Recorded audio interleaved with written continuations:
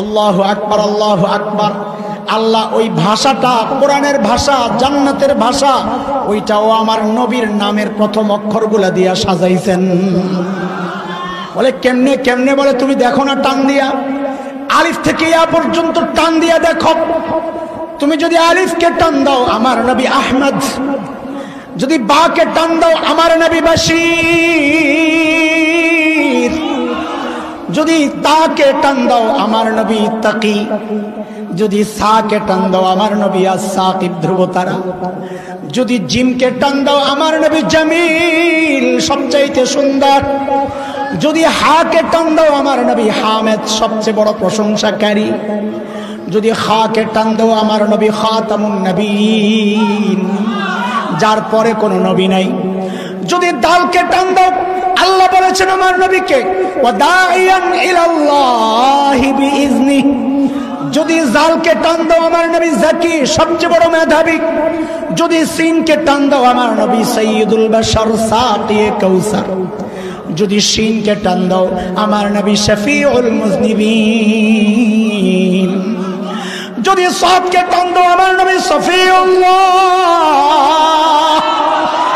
যদি দাদকে টান দাও আমার নবী দামিন উম্মতের জিম্মাদার, যদি তাকে টান দাও আমার নবী তাইব তাহির, যদি জাকে টান দাও আমার নবী জাহের। বেদাতীরাও কয় আমার নবী জাহেরও জানে গায়েবও জানে না, আমার নবী জাহের জাননে ওয়ালা। যদি আইনকে টান দাও আমার নবী আব্দুল্লাহ,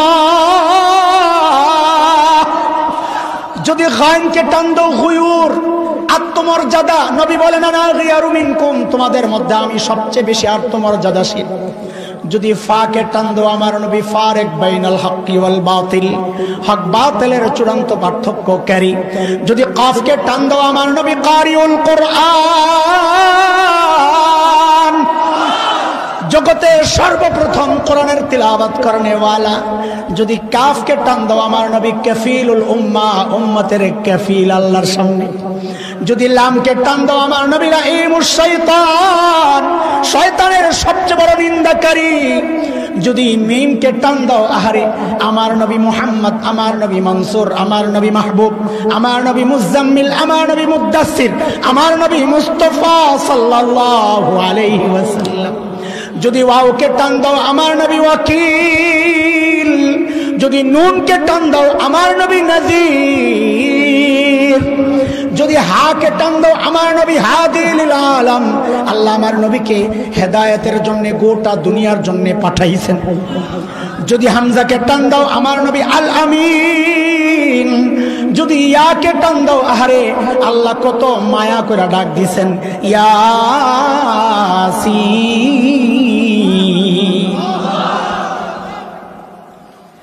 আল্লাহু আকবার সাল্লাল্লাহু আলাইহি ওয়াসাল্লাম। বলেন বলেন উচ্চারণ করে। আমি আপনাদের কাউসার অনেক দিছি, আমরা অনেক বাদ দিয়ে কইতেছি আল্লাহ তাআলা নবীরে দিছেন, অনেক বলার ক্ষমতা তো আমার নাই। এক কবি নবীর শান লিখতে যায় কয় খাইছে খাইছে, এই কোন দুনিয়ায় ঢুকলাম, আমার পক্ষে সম্ভব না। কত স্বীকার কর, কি করবি? আল্লাহর পরে আপনারই সবচেয়ে দাম। ইয়া সাহিবাল জামালিক ইয়া সাইয়্যিদাল বাশার মিন ওয়াজহিকাল মুনীরি লাকাদ নাওয়ারাল কমর লা ইউমকিনুস সানাউ কামা কানা হাক্কুহু बाद अज़ खुदा गुज़र तू ही किस्सा मुख्तसर। अल्लाहु अकबर, अल्लाहु अकबर।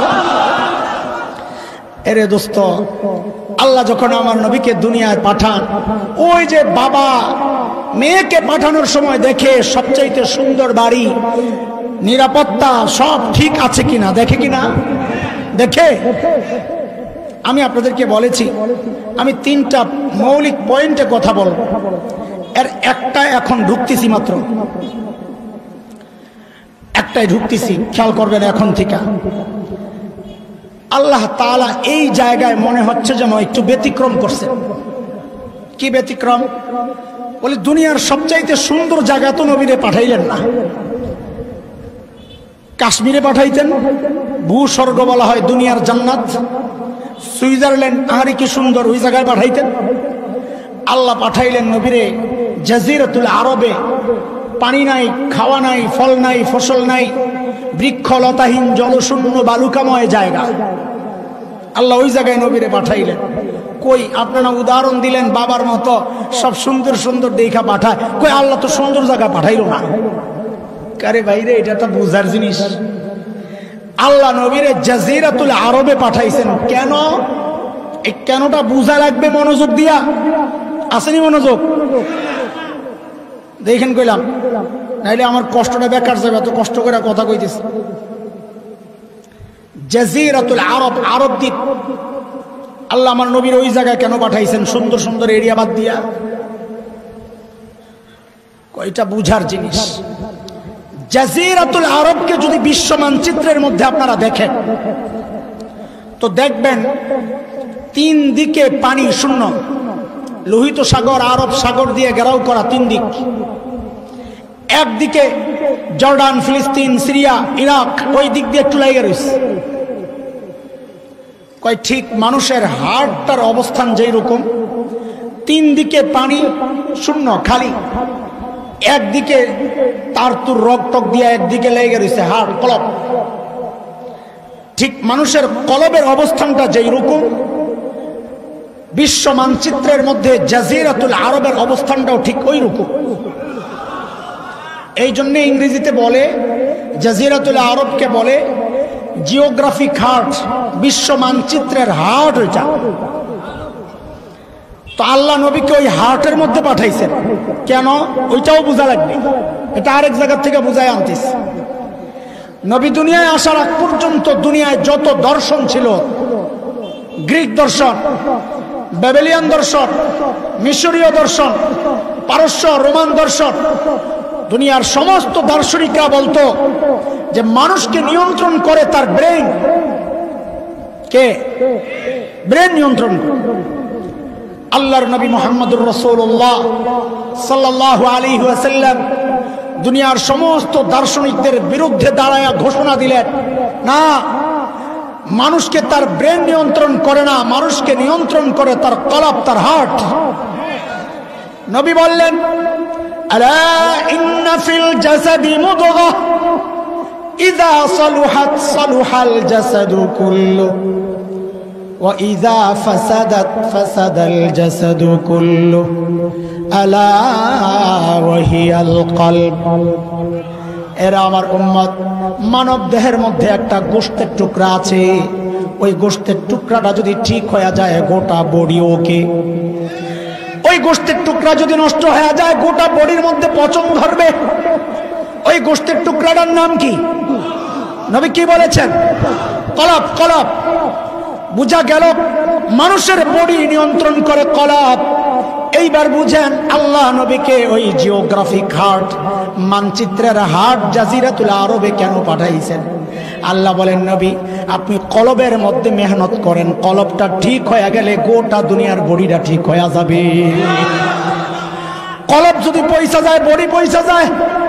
এর বাস্তব প্রমাণ আজকের আরব বিশ্বের ঈমান আর ইসলামে পচন ধরেছে। গোটা দুনিয়ার মুসলমান বিপর্যস্ত। আরব বিশ্ব কলব যদি ঠিক হয়ে যায়, খোদার কসম এখনো বলি গোটা দুনিয়া মুসলমানরা শাসন করবে। আল্লাহ নবীকে কলবে পাঠাইছেন মাঝখানে কেন? বুঝেন, বুঝতেছেন কথা? একটু কঠিন কথা, বাকি বোঝা দরকার। তো খালি সবসময় কি কিস্সাই শোনাইব আপনাদের বক্তারা? কিস্সা শোনাই না, বক্তা আছে, আপনারা শুনেন, মানা করি না। কিন্তু আমরা যদি আসি মনোযোগ দিয়া কিছু কথা শোনা লাগবে, না হয় আমাদের কানার দরকার নাই। গলাও ভাঙ্গা, টানও দিতারি না, হাসাই তারি না, কান্দাই তারি না, কিস্সাও জানি না, কবিতা, শের টের, ফার্সি এগুলাও জানি না। তো আঙ্গরে কোন দুঃখে আপনারা দাওয়াত দিবেন? দাওয়াত যেহেতু দিবেন, কিছু সূক্ষ্ম কথা শুনাল, এটার জন্য মনোযোগ লাগবে ইনশাআল্লাহ। আল্লাহ তাআলা তার নবীকে দুনিয়ার মাঝখানে কেন পাঠাইছেন? কারণ আমার নবী একমাত্র বিশ্ব নবী। বলেন, আমার নবী কি?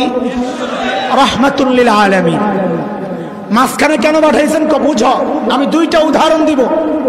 1 নম্বর উদাহরণ, একটা পুকুরের মাঝখানে যদি একটা ঢিল ছুড়েন তো তো ঢেউটা সমান তালে চারদিকে ছড়াবে, তাই না? যদি এক সাইডে ফেলেন তো একদিকে দ্রুত এবং শক্তিশালী ভাবে লাগবে, আরেক দিকে যাইতে যাইতে দেরি হয়ে যাবে আর দুর্বল হয়ে যাবে। কথা ঠিক? আল্লাহ আমার নবীকে যেহেতু গোটা দুনিয়ার নবী বানাইছেন রহমাতুল লিল আলামিন, এই জন্য আল্লাহ আমার নবীকে দুনিয়ার মাঝখানে পাঠাইছেন। কেন? যেন হেদায়েতের নূর সমান তালে সারা দুনিয়ায় ছড়ায় যায়। একটা কিস্সা তো কওয়া লাগে, তবে বুঝানোর জন্য। ফাও কিস্সা বইলা সময় কাটানোর সময় আমাদের নাই। এমনি তো আল্লাহ নবীরে অনেক দিছেন, আমরা অনেকবার দিছি, খালি দিছেন লই আলোচনা চলতেছে। বুঝছেননি কথা? আব্দুল গফফার রহমাতুল্লাহ আলাইহি ছিলেন একজন বড় মুফাসসির, ঢাকার। এই জায়গায় ওয়াজ করছে, আলহামদুলিল্লাহ, মাশাআল্লাহ। বড় রসিক মানুষ ছিলেন, আমাদের মতো এত বুমবাং ছিল না। উসালাম্বা কালা বেটা, কথা কইতো সাদা সিধা সুন্দর, বড় আজিব আজিব কথা বলতেন। তো হুজুর একটা ঘটনা শোনাইছেন, শুনেন। বলে, আমরা ইন্ডিয়াতে গেছি, আলেমদের এক কাফেলা। সকালবেলা নাস্তা দিছে শুকনা খিচুড়ি, গরম শুকনা খিচুড়ি, টাটকা। তো ইন্ডিয়ানরা, আমরাও খাইছি দেওবন্দে যখন পড়ছি, বড় প্লেটের মধ্যে একসাথে দেয় শুকনা খিচুড়ি, মাঝখানে একটু ঘি দিয়ে দেয়। তো গরমের তাপে ঘিটা গইলা গেলে একটু একটু আঙ্গুল দিয়ে খোসা দিয়ে আনে, আইনা ঘিয়ের লগে মাথে আর খায়, ভারী মজা লাগে। আপলাবেন মুখ টুক লারিস না বেটা, বাদ জায়গা খাইস বেটা, অনেক মুখ লাড়া শুরু করছে, খাওয়ানোর কথা কম যায়। তো আব্দুল গফফার রহমতুল্লাহ আলাইহি বলতেছেন, খাইতে যখন বসছি, পশ্চিম দিক, আমার পিছনে না পশ্চিম দিক, পশ্চিম দিকে যেই মাওলানা বসছেন, উনি কি করছেন, হঠাৎ করে ঘিয়ের মধ্যে আঙ্গুলটা ঢুকাইয়া নিজের দিকে খিচুড়ির মাঝখান দিয়ে একটা টান মারছেন। টান মেয়েরা কি কয়, ইসলাম প্রথমে মক্কা থেকে হাবশার দিকে হিজরত করছে। মানে ঘি তো মাঝখানে, এটারে বানাইছে ইসলাম, আর মক্কা থেকে হাবশা পশ্চিম দিকে। আজকের দুনিয়ার যে মানচিত্র, লোহিত সাগরের পশ্চিম পার ইথিওপিয়া, ইরিত্রিয়া যেই অঞ্চল, এটাই নবী যুগের হাবশা। তো নিজের দিকে টান মেরা কয়, ইসলাম প্রথমে মক্কা থেকে হাবশার দিকে হিজরত করছে। এখন তো ঘি সব সুস্থ দিকে, পূর্ব দিকে যেই মাওলানা বসায়, দেখছে ঘি তো হাবশার দিকে জায়গা, উনি তাড়াতাড়ি দেরি না করে আঙ্গুলটা ঢুকায় নিজের দিকে একটা টান মেরা কি কয়, তারপর ইসলাম মক্কা থেকে মদিনার দিকে হিজরত করছে। এখন ঘি ছুটছে মদিনার দিকে আর হাবশার দিকে। আব্দুল গফফার সাহেব বলে, হাবশার তো দেখা যায় ঘি ভাগে পাবো না, মদিনাওয়ালা আর হাবশাওয়ালারা ঘি খায়া লাইব। আমি কি করলাম, তাড়াতাড়ি হাতাড়ির বটলাম, বইটা ঘিড়িরে পুরা খিচুড়ির মধ্যে মাখলাম আর বললাম, এরপর ইসলাম গোটা দুনিয়ায় ছড়াইয়া গেছে। এইবার বুঝছেন আল্লাহ দুনিয়ায় মাঝখানে নবীরে কেন পাঠাইছেন, যেন ঘিটা পুরা খিচুড়ির মধ্যে সমান তালে এরকম পুরা মাইখা যায়, হেদায়েতের নূর গোটা দুনিয়ায় সমান তালে ছড়ায়া যায়।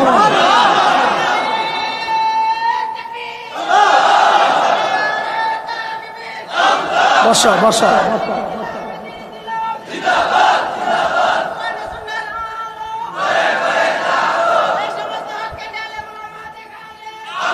বসো বসো।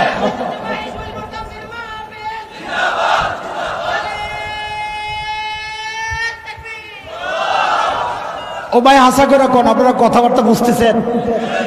আমি কিন্তু আমার 1 নম্বর পয়েন্টে ঢুকতেছি, এখনো ঢুকি নাই। তুমি তো স্লোগান আগে দিয়ে দিলা, পরে কি করবা? মনে করছে বেটার গলার যে অবস্থা, পরে স্লোগানের সুযোগ নাও আসতে পারে, যা দেওয়ার আগে দিয়ে লই। রাখ বেটা, শোনেন শোনেন, খেয়াল করেন। যুবকরা ভালো করে খেয়াল করো, বিশেষ করে আলেম ওলামারা।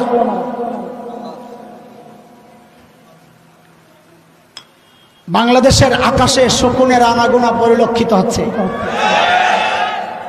তুমি সতর্ক না হইলে বুড়া করে তো পিটাইবো না, পিটাইবো রে ভাই তরে, আর নেতা হিসাবে আমারে। একটু একটু পাকছে যাদের, বুড়াটিরে ধরবো না, ওইটারে মারলি কি না মারলি। আমরা যখন দেওবন্দে পড়ি, ওই বছর ধরপাকড় শুরু হয়েছিল 96-97 সালে। তা আমাদের সাথে লালবাগ মাদ্রাসার এক ভাই ছিলেন, খুব মোটা, একদম আফ্রিকান আফ্রিকান লাগে। ও রুমে থাকতো না, ছাদে যায় ঘুমাইতো। তা আমি বলি, আপনি এত ডরান কেন? বাইরে আমি তো খুব চিকনা চাকনা ছিলাম, একদম হ্যাংলা পাতলা ছিলাম। বাইরে তোরে যদি পুলিশে ধরে তো পিঠা দেওয়ার সময় মায়া লাগবে, আর আমারে পিড়াইয়া মজা পাইব। এই জন্য আমি জ্বরে ছাদে যায় ঘুমাই। ওই সময় আমার মনে পড়ছিল, কথাটা তো মিলে গেছে, দেওয়ানবাগিরে পাইলে ফেরেশতারা পিড়াইয়া যে কি মজাটা পাইব রে ভাই। আল্লাহ তো বুড়া করে পিড়াইবো না, পিড়াই মজা পাইবো না, মারবো তো থরে আর আমারে। বুঝে আসছে কথা? বাংলাদেশের উত্তরবঙ্গ সচেতন ওলামা তলাবা যারা আছেন একটু মনোযোগ দেন। আমি বলেছি আমরা বয়ানে একটা মিশন নিয়ে নেমেছি, খামাখা চিল্লানোর জন্য নামি নাই। আমাদের একটা টার্গেট আছে, ওই টার্গেটের কথা না বলতে পারলে তো মনে হয় যেন পুরো বয়ানটাই বেকার গেল। এই সমাজের অসঙ্গতি, এই রাষ্ট্রের অসঙ্গতি, আমার ঈমান ইসলাম, মাদ্রাসা শিক্ষা ব্যবস্থা, আমার দ্বীন আর শরিয়া, আমার মানচিত্র, আমার স্বাধীনতা আক্রান্ত হয়, এগুলোর ব্যাপারে উম্মতকে সতর্ক করাই আমাদের মূল টার্গেট। বাংলাদেশের উত্তরবঙ্গ পার্বত্য অঞ্চল, হাজার হাজার খ্রিস্টান মিশনারি, হাজার হাজার না লক্ষ লক্ষ মুসলমানকে খ্রিস্টান বানাচ্ছে, লোক দেখায়া ভুলভাল বুঝায়া। আমরা গেলাম একবার দিনাজপুরে, মোরতাদ যারা হয়ে গেছে, খ্রিস্টান যারা হয়ে গেছে তাদেরকে দাওয়াত দেওয়ার জন্য। মিশনারিরা থানায় অভিযোগ করলো ঢাকা থেকে কিছু মৌলবী আসছে, এদের মতিগতি ভালো লাগতেছে না, গন্ডগোল হইতে পারে, এদেরকে থামান। পুলিশ আমাদেরকে তলব করেছে, আপনারা কেন আসছেন? বললাম যে ভাই আমরা নিরীহ মানুষ, মারামারি করতে আসি নাই, আসছি আমার ভাইকে যে মুরতাদ হয়ে গেছে তাকে বুঝাইয়া ইসলামে ফেরত আনতে। তো পুলিশ আমাকে একটা প্রশ্ন করেছে, আমি প্রশ্নটা আপনাদেরকে শোনাইলে দেখবেন আপনাদের মধ্যেও অনেকের মাথার মধ্যে ঘুরবে, হক কথাটা তো ঠিকই আছে। কি প্রশ্ন? পুলিশ বলে, আচ্ছা হুজুর বলেন তো, আমরা মুসলমানরা গোটা দুনিয়ায় দ্বীনের দাওয়াত দিই না?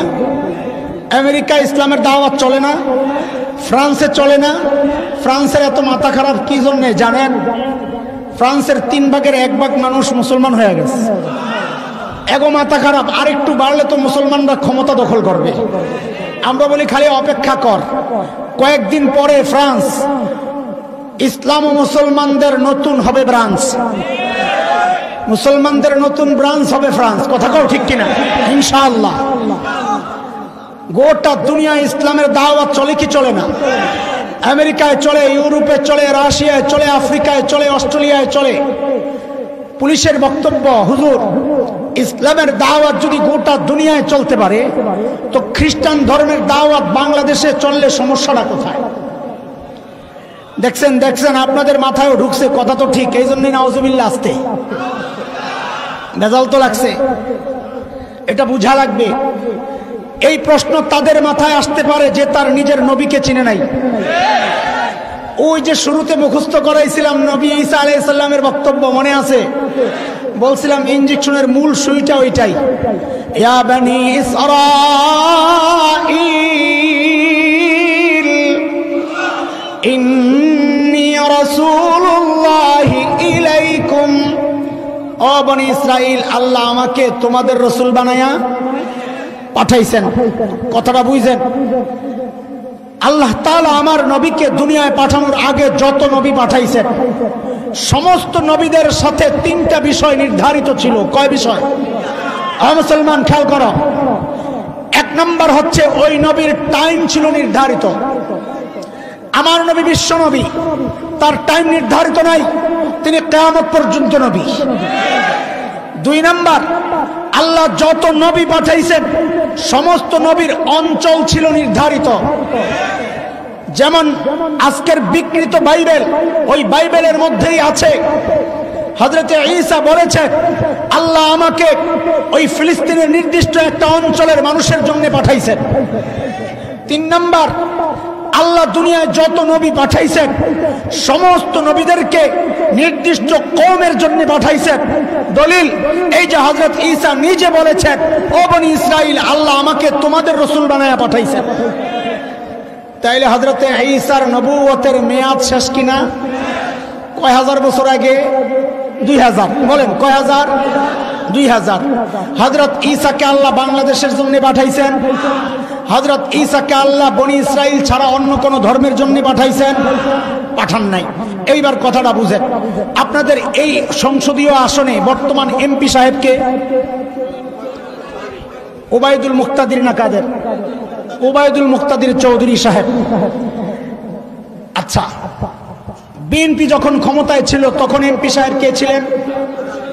হারুনুর রশিদ সাহেব জীবিত আছেন? আছেন। পাশের এরিয়া সরাইল উকিল আব্দুল সত্তার সাহেব আর মুফতি আমিন সাহেব হুজুরের এরিয়া না? বর্তমান এমপি কে? আব্দুল সত্তার সাহেব।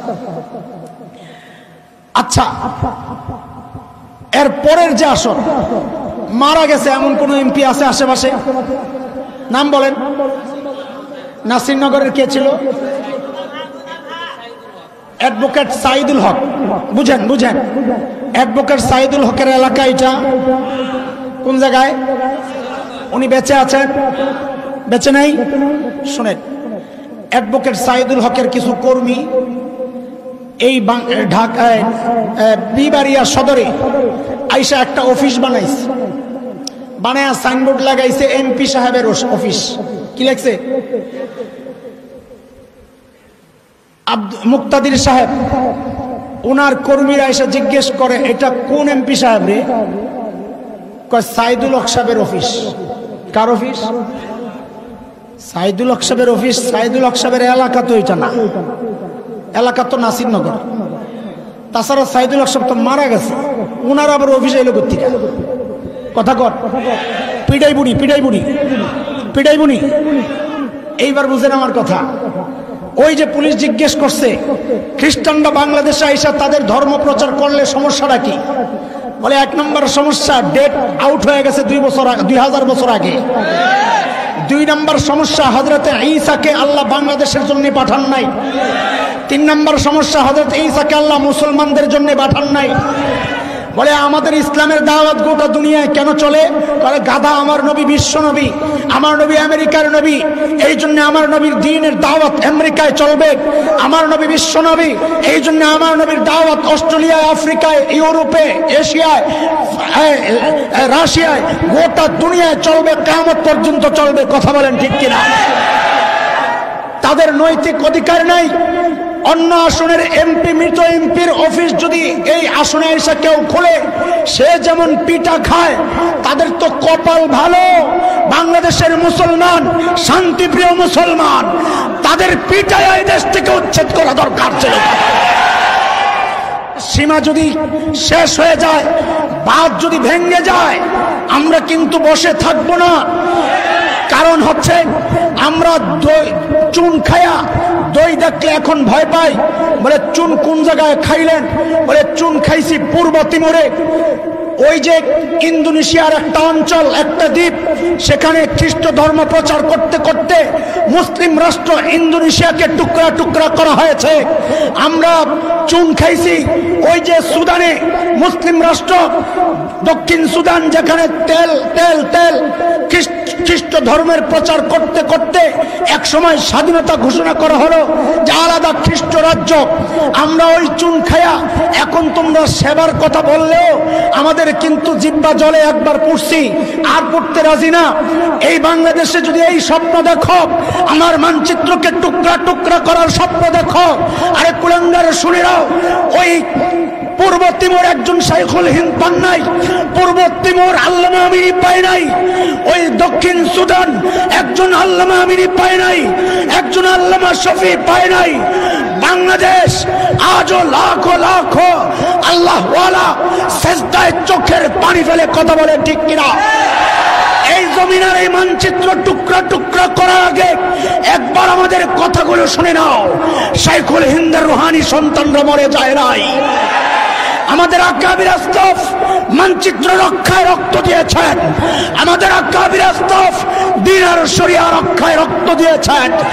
তাদের সন্তানরা যতদিন বেঁচে আছে, শুনে নাও কান খুলে, এই জমিন টুকরা টুকরা করবা থাক দূরের কথা, খালি যদি একবার পরিকল্পনা করো, খোদার কসম একটা একটা ধরে জীবন্ত দাফন করা হবে, জীবন্ত দাফন করা হবে।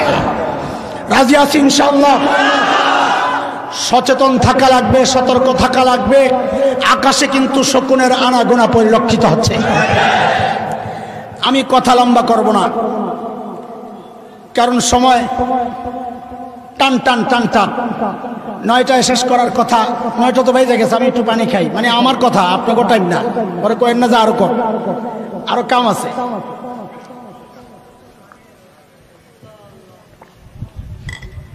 কয় পয়েন্টে কথা বলবো বলছিলাম?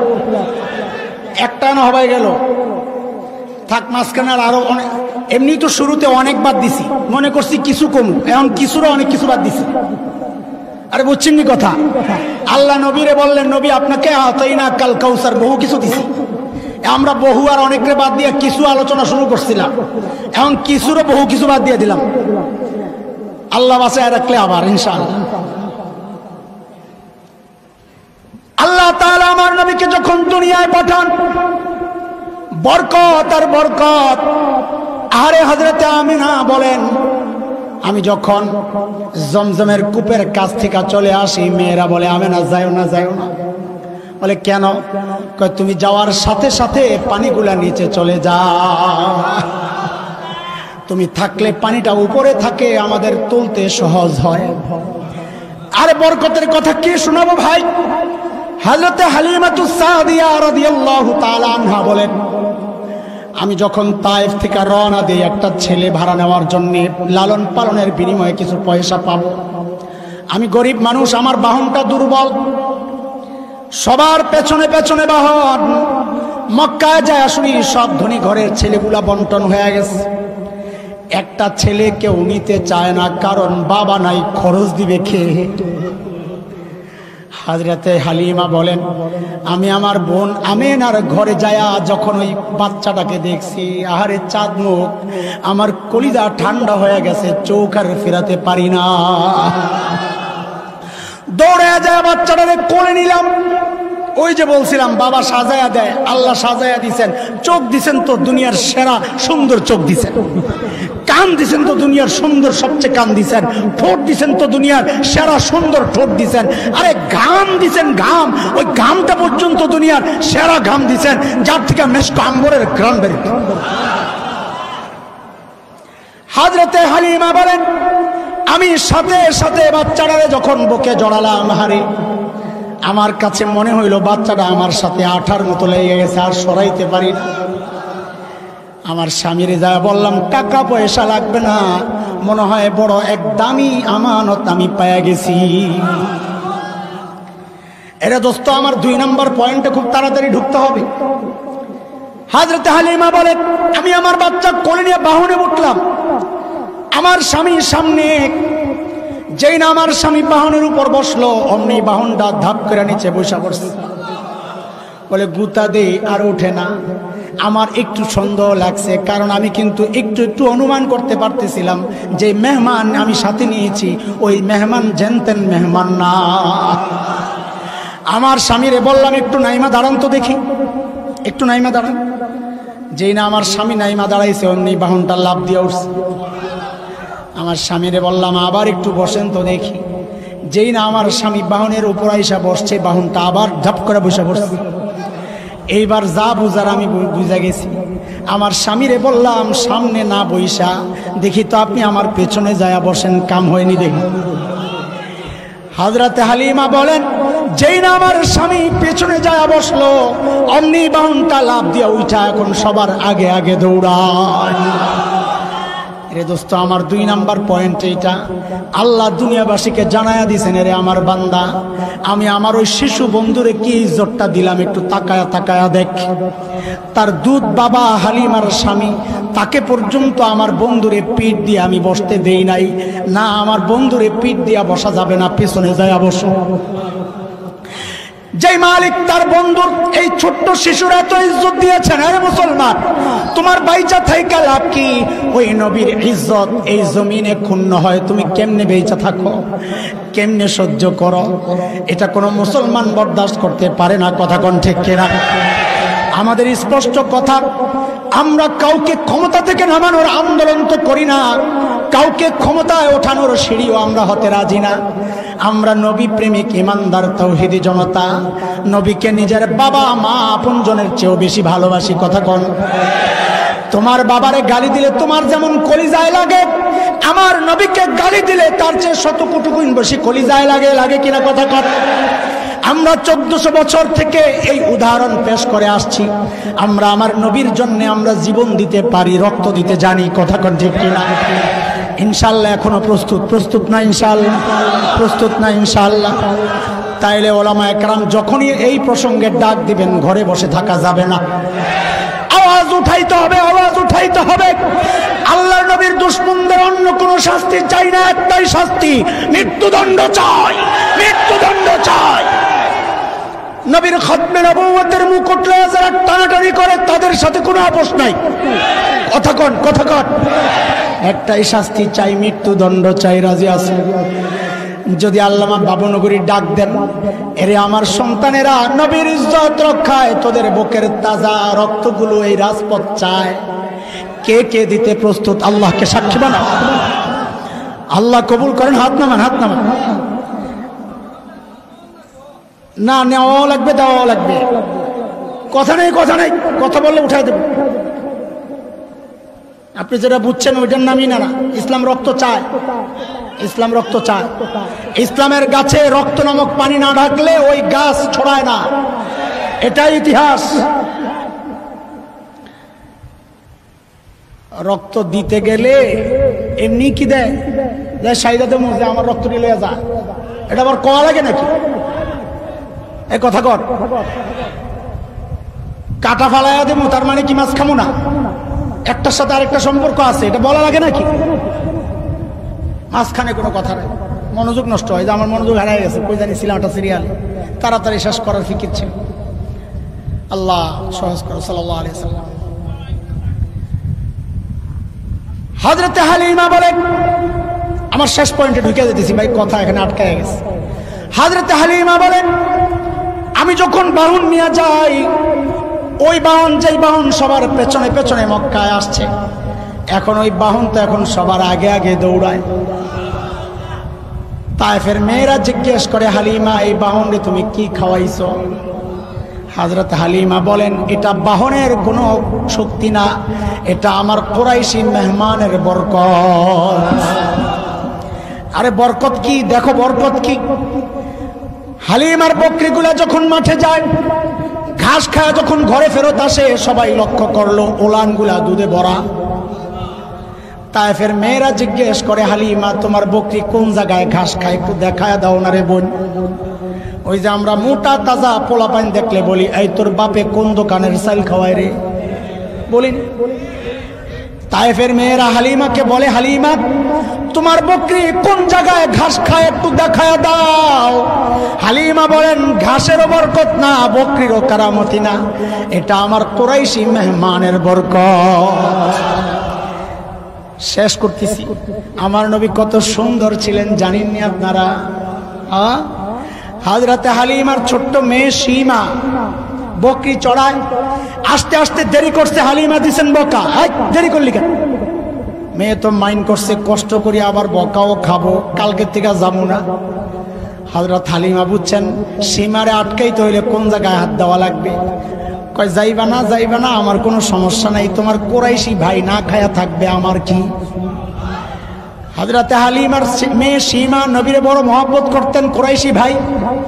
সীমা আস্তিক কাইত হয়ে গেছে, বলে আম্মা যাবো, তবে একটা শর্ত আছে রে মা। বলে কি শর্ত? বলে যাওয়ার সময় আমার ভাইকে আমার সঙ্গে দেওয়া লাগবে। বলে খালি বকরি তো সামলাইতে পারো না, আবার ভাই সহ কেমনে সামলাইবা? হযরতে হালিমা সীমা বলেন, না মা না, তুমি জানো না আমি তো বলি নাই, আগের বার যখন ভাইয়াকে আমি নিয়ে গেছিলাম রে মা, অন্য দিনের মতো বকরিগুলারে ধরাও লাগে নাই, ডাকও দেওয়া লাগে নাই, সবগুলো পেছনে লাইন ধরে ধরে হাঁটছে। আরে মারে, আমি তো মাঠে যাই আমার ভাইকে কোলে নিয়ে মুখটার দিকে তাকায় রয়েছি, আরে কি সুন্দর চেহারা, আল্লাহ কি সুন্দর বানাইছেন। আরে মা, কখন যে দিন শেষ হয়ে গেছে আমি বলতে পারবো না। হঠাৎ বুঝলাম আলো আধারি অন্ধকার হয়ে গেছে, রাত নেমে আসছে, আমার কলিজায় পানি নাই, না জানি বকরিগুলা হারায় গেছে, কই গেছে আল্লাহ জানে। যেই না মাথা উঠাইছি, কি দেখছি মা জানুনি, আমি যেমনে আমার ভাইয়ার চেহারার দিকে তাকায়া রইছি, সবগুলা বকরি লাইন ধরে দাঁড়ায়া আমার ভাইয়ার চেহারার দিকে তাকায়া রইছি। আম্মা জান আয়েশা বলেন, আরে শোনো, মিশরের মেয়েরা হযরতে ইউসুফকে দেখে নিজেদের হাতের আঙ্গুলগুলো কেটেছিল। কোরআনে সূরা ইউসুফে আসছে, ওয়াকাত্তানা আইদিয়াহুম ওয়া কুলনা হাশা লিল্লাহ মা হাযা বাশারা ইন হাযা ইল্লা মালাকুন কারীম। বলে এটা তো মানুষ না, মানুষ না, হাত কাটে আর কয় এটা মানুষ না, বলে কি কয়টা সম্মানিত ফেরেশতা, মানুষ এত সুন্দর হইতে পারে না। আহারে আম্মা জান বলেন, এই মিশরের মেয়েরা যদি আমার নবীকে দেখতো, হাতের আঙ্গুল কাটতো না, ওই ছুরি দিয়া নিজেদের কলিজা গুলা কোবায়া কোবায়া কাটতো। আরে কলিজা কাটার উদাহরণ তো আছে, হযরত হামজা কি নিজের কলিজাকে কাটেন নাই? আরে হামজা তো 1400 বছর আগে নবীরে দেখা দেখা কাটাইছেন, এই 1400 বছর পরে এইরকম হাজারো নবীর আশেক আছে, আজও নবীর ইজ্জত রক্ষায় নিজের কলিজা কাটাইতে প্রস্তুত আছে। আছে আসি ইনশাআল্লাহ, আছে ইনশাআল্লাহ। আমার নবী কত সুন্দর ছিলেন। কবি হাসান ইবনে সাবিত নবীর চেহারার দিকে তাকায়া তাকায়া কবিতা লেখেন। আরে কি সুন্দর, কি লিখবো? তো কবি হাসান ইবনে সাবিত লিখতেছেন, ওয়া আহসানু মিনকা লাম তারা কাত্তু আইনি ওয়া আজমালু মিনকা লাম তালিদিন নিসা খুলিকতা মুবাররাআন মিন কুল্লি আইবিন কাআন্নাকা ক্বাদ খুলিকতা কামা তাশা। আল্লাহু আকবার, আল্লাহু আকবার। কবি হাসান ইবনে সাবিত নবীর চেহারার দিকে তাকায়া তাকায়া কবিতা লেখার বলে, গো হাবিব আমার, এই চোখ আপনার চেয়ে সুন্দর কোনোদিন কাউকে দেখে নাই, আপনার চেয়ে সুন্দর কোনো মা কোনো সন্তান জন্ম দেয় নাই। ওগো নবী আমার, আপনার দিকে তাকাইলে মনে হয় আল্লাহ যেন আপনাকে সমস্ত ত্রুটি মুক্ত করে দুনিয়ায় পাঠাইছেন। আপনি যেমনটা চাইছেন যেন আল্লাহ ওই রকম ভাবে আপনাকে দুনিয়ায় পাঠাইয়া দিয়েছেন। আরে ভাই, নবীর শান কি বলবো। আল্লাহ বলেন, ইন্না আতাইনাকাল কাউসার। নবী আপনি মন খারাপ করেন না, আপনারে আমি অনেক দিছি, অনেক দিছি। আমরা অনেক বাদ দিয়া ওই কিছু বলতে যাই অনেক কিছু বাদ দিয়া দিছি। শেষ আমার পয়েন্ট, শেষ পয়েন্ট। কয় পয়েন্টের কথা? 2 পয়েন্ট গেছে কিনা?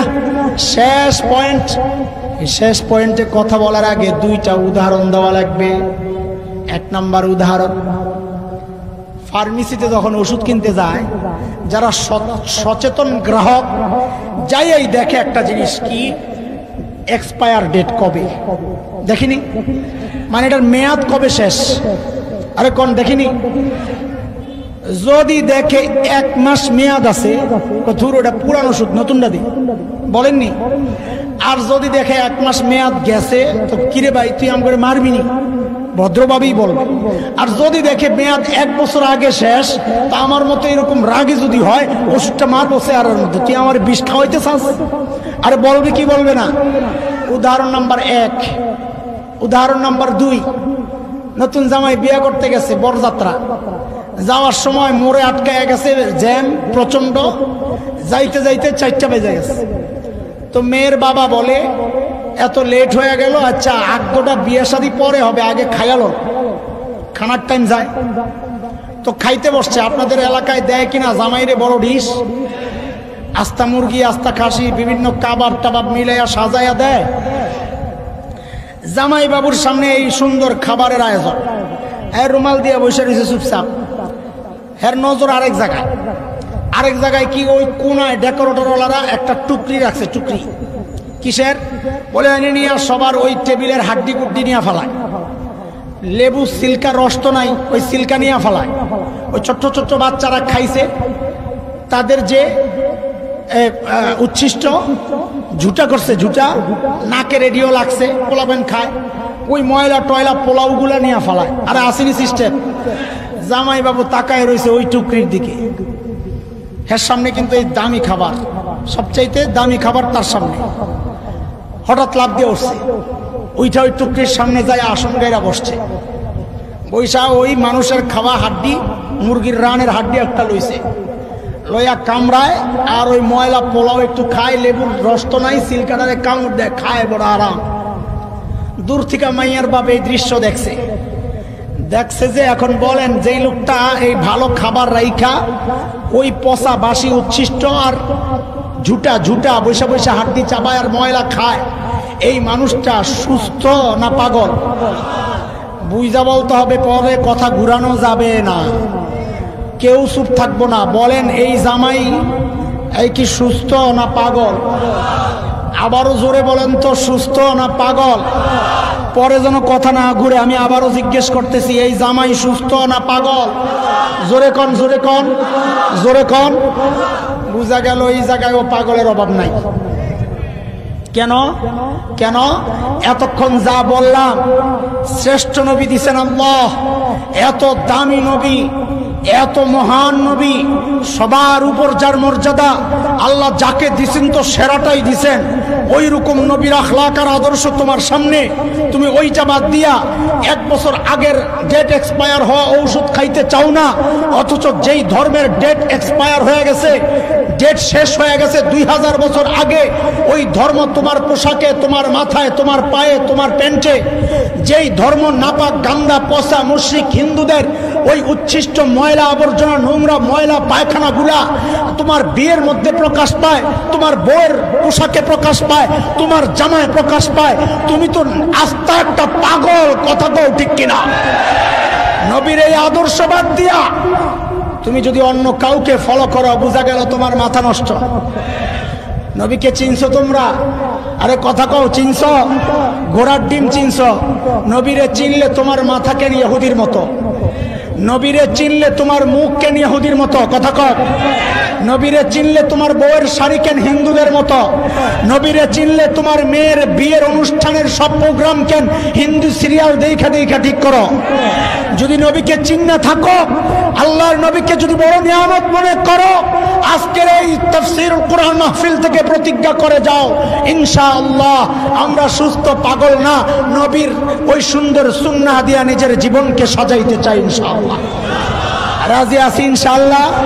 ইনশাআল্লাহ।